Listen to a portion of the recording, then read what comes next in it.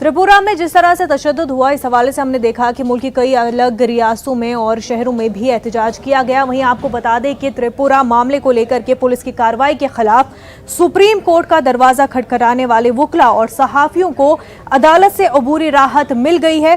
Supreme court ने ताहुक्म सानी वुकला और सहाफियों के खिलाफ सख्त कार्रवाई न करने का हुक्म दिया है।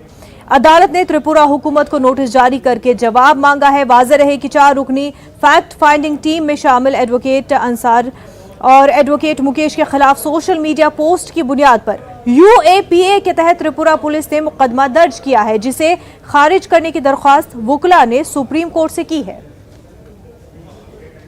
तो आपको बता दें कि त्रिपुरा मामले को लेकर के पुलिस की कार्रवाई के खिलाफ सुप्रीम कोर्ट का दरवाजा खटखटाने वाले वुकला और सहाफियों को अदालत से अबूरी राहत मिल गई है। सुप्रीम कोर्ट ने ताहुक्म सानी वुकला और सहाफियों के खिलाफ सख्त कार्रवाई न करने का हुक्म दिया है। अदालत ने त्रिपुरा हुकूमत को नोटिस जारी करके जवाब मांगा है।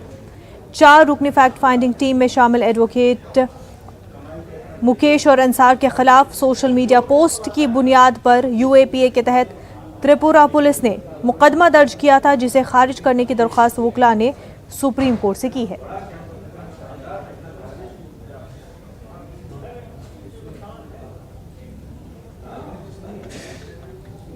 त्रिपुरा में जिस तरह से तशद्दुद बरपा हुआ, इस हवाले से कई सहाफ़ियों ने वुकला ने सोशल मीडिया पर पोस्ट किया और सोशल मीडिया पर पोस्ट करने के वजह से त्रिपुरा मामले को लेकर के कि त्रिपुरा तशद्दुद के हवाले से कंटेंट वीडियोस जो है सोशल मीडिया पर डालने की वजह से पुलिस ने कार्रवाई की। लेकिन पुलिस ने UAPA एक्ट के तहत कार्रवाई की, यानी कि जिन लोगों ने, जिन सहाफ़ियों ने, चाहे तो वुकला ने सोशल मीडिया पर पोस्ट किया त्रिपुरा तशद्दुद के हवाले से, उन पर UAPA लगाया गया।